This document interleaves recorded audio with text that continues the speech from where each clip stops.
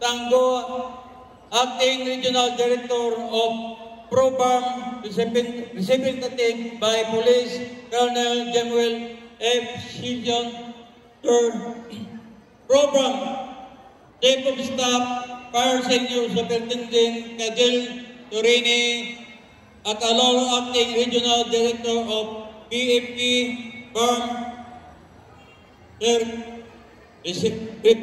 Representative by Fire Superintendent PGE Almedo, DEC Regional Chief of Staff.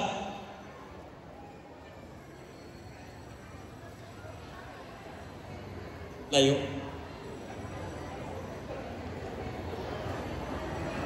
Okay na po, tol. Thank you. Sana yun. Superintendent PGE Almedo, DEC Regional Chief of Staff, Sir, and Dr. Ismail R. Dimarin Medical Center, Chief of CRMC, Representative Shirley P. Salek, RSW,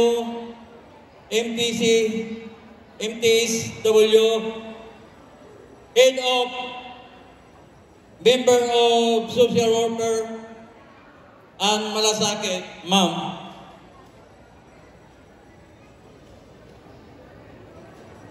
Sangguniang Bayan, members of Sangguniang Bayan,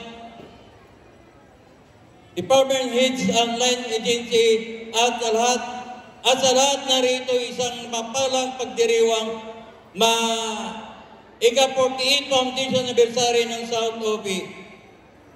Taus-pusong nagpasalamat at nag-iisap, ipagdiriwang ang lahat nagkaisa sa ating serbisyo na may timang nagkakaisa, South Opians, kulturay pagyayamanin, positibong pagbabago yakapin.